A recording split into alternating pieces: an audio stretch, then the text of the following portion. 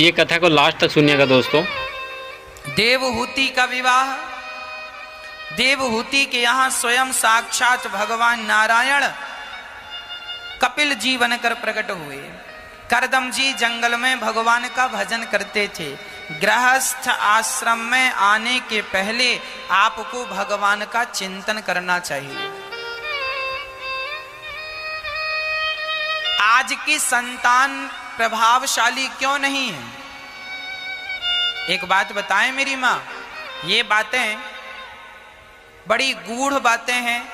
ये बातें कई लोग संकोच बस भी नहीं कहते, पर हम शास्त्रों की बातें सुनाने में संकोच नहीं करते। शास्त्र कहते हैं शादी हो गई, शादी के पहले आपने ब्रह्मचर्य का पालन किया है। दोनों ने, पति पत्नी, यदि आपने ब्रह्मचारी बनकर के ब्रह्मचर्य का पालन किया है और उस ब्रह्मचर्य का पालन करने के बाद संतान उत्पत्ति करोगे तो तुम्हारी संतान प्रभावशाली होगी। और भोगवाद बन के भोगी बन करके भोगी होकर के तुम संतान उत्पन्न करोगे तो तुम्हारी संतान प्रभावशाली नहीं होगी।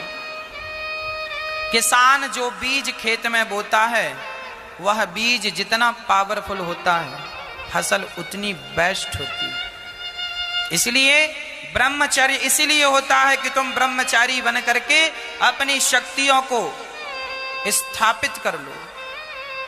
और शक्ति के साथ आप जब संतान उत्पन्न करते हैं, एक संतान ब्रह्मचर्य के बाद उत्पन्न हो तो वह संतान 1,00,000 तुम बेटे उत्पन्न कर लो, वो 1,00,000 बेटों में तुम्हारा एक बेटा प्रभावशाली होगा यदि तुमने ब्रह्मचर्य का पालन करके संतान उत्पत्ति की है तो।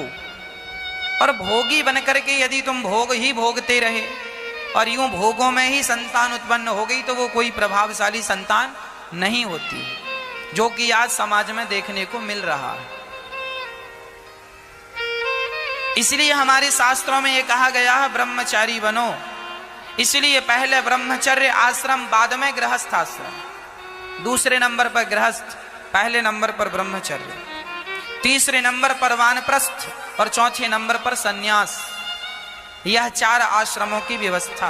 अच्छी लगे वीडियो को लाइक आजकल लोग व्यवस्था के हिसाब से चलते हैं, कमेंट कीजिएगा। इसलिए बेचारे दुखी हैं।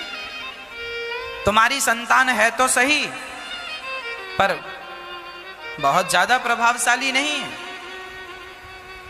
क्यों? क्योंकि ब्रह्मचर्य का पालन नहीं हुआ। इसलिए हमारे शास्त्रों में बड़ी विस्तार से सारी चीजें लिखी हैं। साइंस अभी वहां तक नहीं पहुंचा जहां तक हमारे शास्त्रों ने बातें लिख दी। हम ब्रह्म वैवर्त पुराण पढ़ रहे थे, उसमें जानते हो क्या लिखा है? उसमें लिखा था कि यदि स्त्री, अब सोचिए लड़का चाहिए तो उसका विधान है कि पुत्र की प्राप्ति के लिए कब गर्भाधान होना चाहिए, और पुत्री की चाहत हो तो कब गर्भाधान होना चाहिए। शास्त्रों में इनका स्पष्ट वर्णन है। स्त्री जब ऋतु स्नान करती है, उस दिन से जो सम दिन होते हैं, सम संख्या 2, 4, 6, 8 सम दिनों में यदि रविवार, मंगलवार और बृहस्पतिवार सम दिनों में, सम संख्या में यदि यह 3 में से एक दिन आ जाए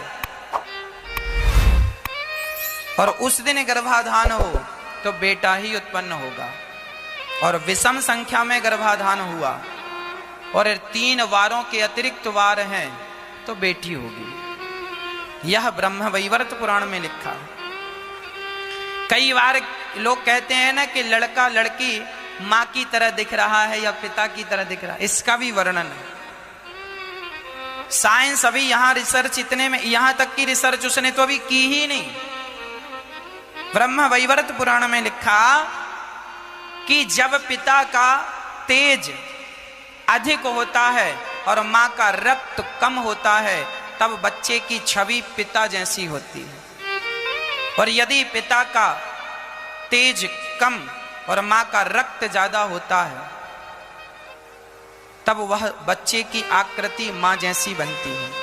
अर्थात मां का रक्त बच्चे में ज्यादा मिल गया तो उसकी आकृति मां जैसी हो गई, और पिता का रक्त ज्यादा मिल गया, तेज ज्यादा मिल गया तो उसकी आकृति पिता जैसे हो गई। यह इसका साइंटिफिक रीजन है। साइंस भी इसी बात को कहता है। साइंस आज कह रहा है, यही बात हमारे शास्त्रों में हजारों साल पहले लिखी पड़ी है।